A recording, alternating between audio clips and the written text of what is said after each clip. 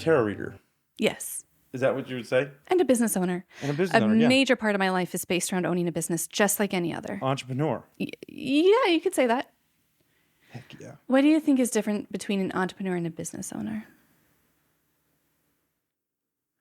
I don't think there's anything different. Then why do we have two different words? Well, there's a ton of different words. Like, you could be well lit, or you could be exposed well. Your exposure could be correct, or you could be well lit. Those both mean the same thing. Mm-hmm. And I was just talking about this with Brian. He was the lighting guy. There was like 5 or 6 ways to say the exact same thing in lighting. It would be like push of light, throw of light, the power, the force. So I don't know. There's probably, because we like to be, I'm just guessing. Sure, yeah. I don't know. But I would imagine it's because we want to be fun and playful with language, and folks want to participate and draw in different ethnic flavors or options to include, like the melting pot. Like entrepreneur seems more French in origin, and business owner seems more like, I don't know.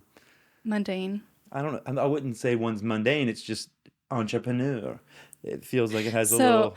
that's exactly why I call myself a business owner, because I used to live in New Zealand. Okay. And this one day I was working on a film set while I was there, and you had to take a shuttle back to like the town that we were all living in. Uh-huh. And so the man driving the shuttle was talking about Americans. And he likes Americans, and this man's a good time, but he was talking to me about Americans. And he goes, "Oh, America, where everyone's a bloody entrepreneur." And he said it exactly the way you said it, with this contempt and humor in his voice, like simultaneously. And it just resonated with me that people who call themselves entrepreneurs might be trying to give themselves more gravitas. Yeah. And I think it depends on the individual and how they define entrepreneur.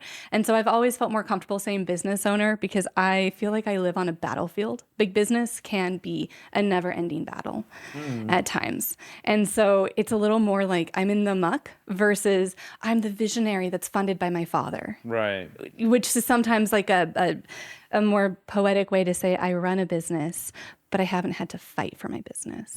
But that's just my perspective. Yeah. I think entrepreneur is more visionary. For some reason, not for some reason, we're talking about different ways to say the same thing. This third way came to mind. You could be the chief executive officer of... But I'm a sole employee. So you're also the chief financial officer. And the COO. Yeah, you're all of them. And the janitor. Make yourself the C-suite. You know, like, yeah, you're also sweeping up at the end of the day. I'll get the corner office and the closet in the back. Yeah. You operate the broom and the Excel spreadsheet. Yep. That's funny.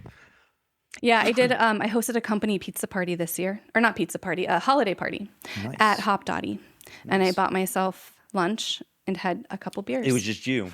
Oh, my God. Whole company was invited. The whole company.